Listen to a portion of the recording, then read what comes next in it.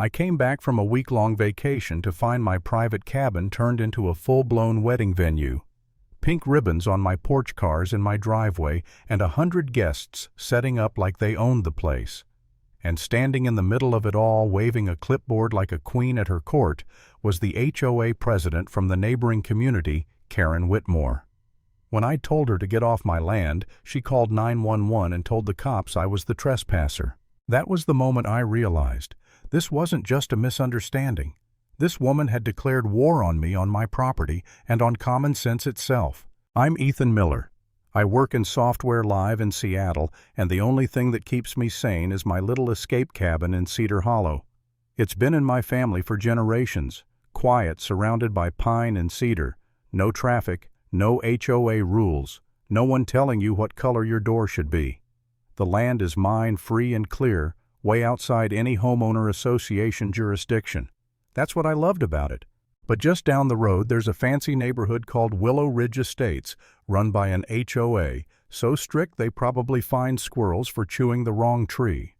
Their president, Karen, was infamous for patrolling the streets with her clipboard, giving out warnings for lawn chairs left out too long or kids' bikes on driveways. People called her Clipboard Karen. The first time I met her, she was peering over my fence line, scribbling something in her notepad. I walked up friendly enough and said, "Can I help you with something?" She gave me that tight smile, polite but poisonous. "Just making sure your property doesn't bring down the value of the community," she said. I told her, "Well, that's funny because my cabin isn't part of your community." She didn't like that answer.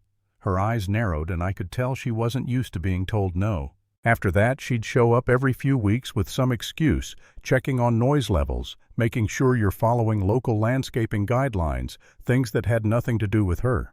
I ignored her. I didn't live there full time, so I thought, fine, let her play sheriff when I'm gone. Then came the summer that everything went off the rails. I took a week off to visit family out of state. When I drove back on Saturday morning, I noticed something strange before I even turned into my road cars. Lots of them. SUVs lined up along the dirt shoulder. As I got closer, I saw flower arrangements, a white tent, and pink. So much pink. My porch, my yard, even the fence posts wrapped in pink bows and garlands. It looked like Barbie threw up all over my property. And right there in the center, giving orders through a walkie-talkie, was Karen. Clipboard in hand, headset on, pacing around like she was managing a hotel event. I parked, got out, and marched toward her. "What the hell is this?" I asked. She looked up annoyed, like I'd interrupted a meeting. "Excuse me," she said sharply. "This area is reserved for a private event. You need to leave before the guests arrive." I blinked. "Reserved, Karen. This is my land, my cabin. You can't just—" She cut me off, flipping through her clipboard. "I have authorization from the owner," she said. "Everything's been approved by the HOA board." I laughed. "I am the owner. There's no HOA here." She crossed her arms. "You're mistaken. This property falls under Willow Ridge's extended jurisdiction. You can't just build whatever shack you want out here." Now I was getting angry. "That shack has been here since before your neighborhood existed," I snapped. "You need to pack up and leave now." But she didn't move. She just turned to her crew and shouted, "Keep setting up. Ignore him." That's when I realized she genuinely believed she could get away with this. I pulled out my phone to call the sheriff, but before I could, she dialed first 911, right in front of me. "Yes, this is Karen Whitmore, HOA president of Willow Ridge Estates. There's a man trespassing on our reserved event property. He's yelling and being aggressive." She paused dramatically. "Yes, I'm afraid for my safety." She hung up and gave me that smug smile. "You'll regret this." For a moment I just stood there trying to process how someone could be that delusional. Around us, the vendors were looking uneasy. A few asked her to see the rental contract again. She showed them a sheet of paper, but it didn't look right. No letterhead, no signatures, just a fake reservation form with her name on it. I stepped forward and held up my ID and property deed. "I'm the legal owner. This is private land. You're trespassing." A couple of vendors exchanged worried looks. One whispered, "I think she lied to us." Another started taking down decorations. The guests' early arrivals apparently looked confused. Some even whispered, "Is this guy serious?" Karen's face went red. "Don't listen to him," she screamed. "He's a squatter. This is HOA property." I was about to respond when I saw flashing lights through the trees. The police had arrived.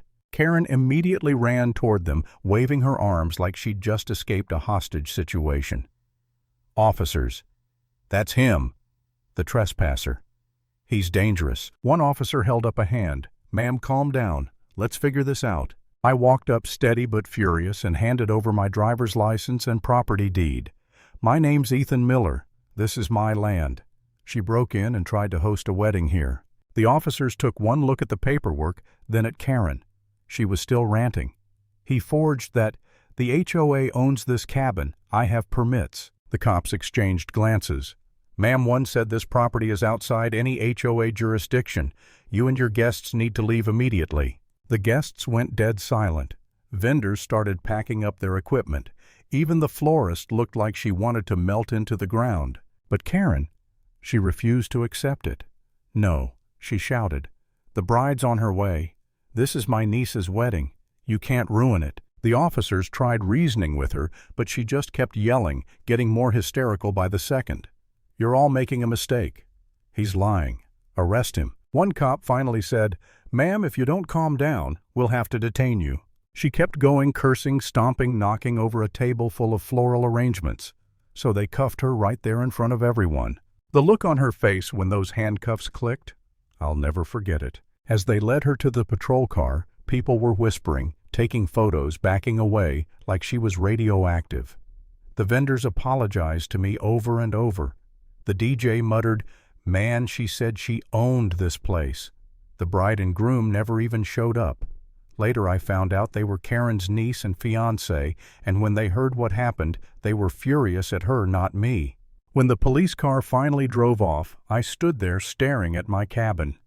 The decorations, half-torn-down flowers, crushed bits of pink ribbon blowing across the yard.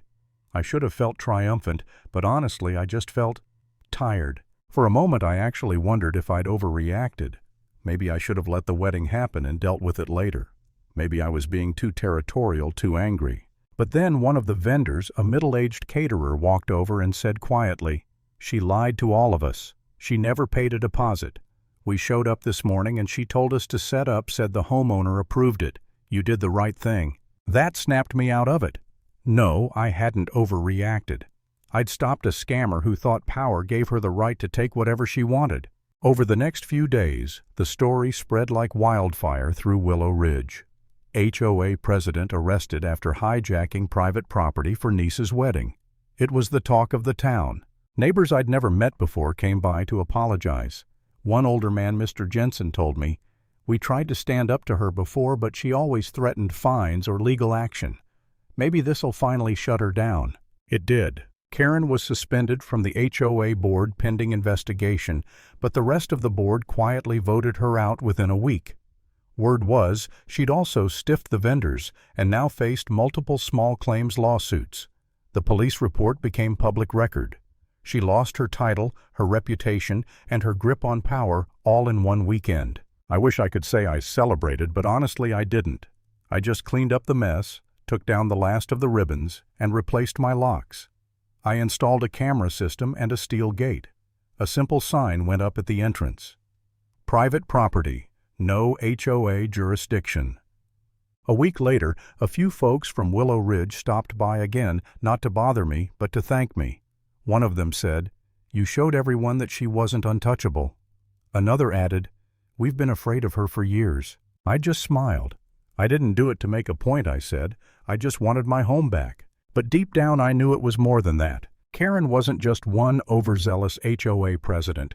She was the embodiment of entitlement, the kind of person who thinks authority is a license to trample anyone in her way. She thought her title meant ownership. She thought her clipboard was a badge. And for once someone had told her no. A few weeks later I heard she moved out of Willow Ridge altogether. Word was, every time she walked outside someone would whisper wedding gate under their breath. She couldn't live it down. As for me, I finally got to enjoy my cabin again. Peace, quiet, no pink bows. Every now and then I still find a stray piece of glitter in the dirt, a tiny reminder of the day my property turned into a battleground. And whenever I see it, I just laugh. Because Karen didn't reserve my cabin for a wedding. She reserved herself a permanent spot in the HOA Hall of Shame. Some people think power gives them ownership over others, but the truth is simple. Respecting boundaries is what separates authority from arrogance.